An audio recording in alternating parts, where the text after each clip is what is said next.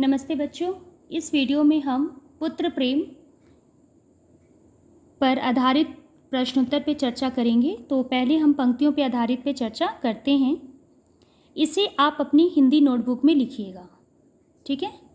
पंक्ति है, वे वकील थे, 2-3 गांवों में उनकी ज़मींदारी भी थी, बैंक में भी कुछ रुपए थे। वक्ता कौन है, उनका परिचय दीजिए। उत्तर ध्यान से सुनिए, फिर इसे अपने शब्दों में अपनी हिंदी नोटबुक में आप लिखेंगे। वक्ता चैतन्य दास जी हैं। चैतन्य दास वकील थे। वह अर्थशास्त्र के अच्छे ज्ञाता थे। साथ ही जीवन में वह उसका यथा योग्य व्यवहार करते थे।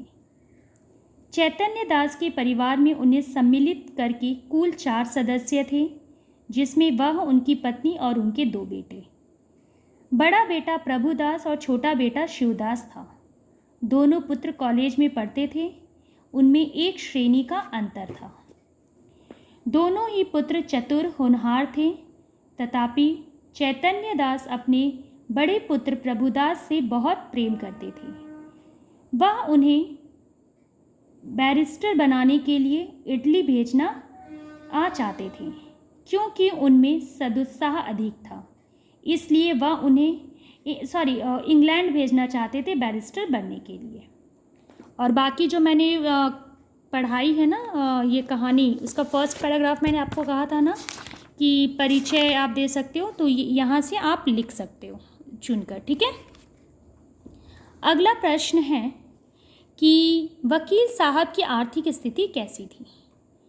उत्तर होगा, वकील साहब अर्थात चैतन्य दास पेशे में वकील थे। 2-3 गांव में उनकी ज़मींदारी थी। इसके अतिरिक्त बैंक में भी उनका कुछ पैसा जमा था। यह सब उनके अर्थशास्त्र के ज्ञान के कारण था। तीसरा प्रश्न है, धन खर्च करने का उनका दृष्टिकोण किस प्रकार का था, समझाकर लिखिए। तो आप लिखोगे, धन खर्च करने के विषय में वह बड़े व्यवहारिक थे। उनके सामने जब कोई खर्च आता तब वह यह सोचती कि यहाँ धन खर्च करने में स्वयं मेरा लाभ होगा अथवा किसी अन्य पुरुष का, तभी वह धन खर्च करना चाहते थे। अन्यथा जब किसी का लाभ ना हो तो वह बड़ी कठोरता से अपना हाथ खींच लिया करते थे। उन्हें उस समय धन खर्च करना व्यर्थ लगता था।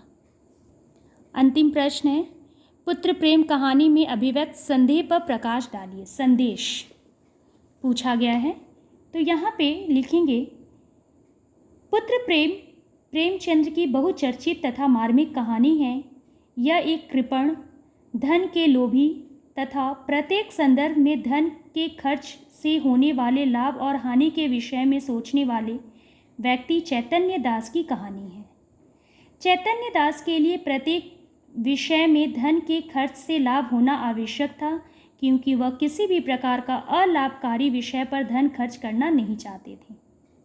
इस कहानी के माध्यम से लेखक ने मनुष्य के जीवन में धन से अधिक मनुष्य के महत्व को दर्शाया है। कहानी के अंतिम पृष्ठों में लेखक ने स्पष्ट किया है कि धन मनुष्य से अधिक महत्वपूर्ण नहीं होता।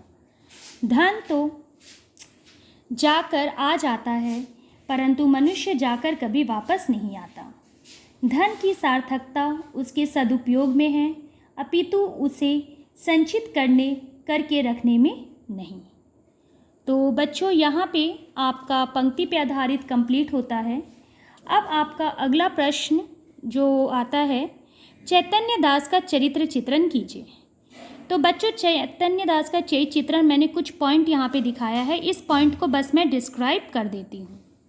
शिक्षित तथा समृद्ध, अर्थप्रेमी, महत्वाकांक्षी पिता, हृदयहीन और भौतिकवादी, ठीक है। अब इसे ध्यान से बस आप सुन लीजिए मौखिक रूप से। शिक्षित, इसे हम अगली वीडियो में समझाते हैं। धन्यवाद।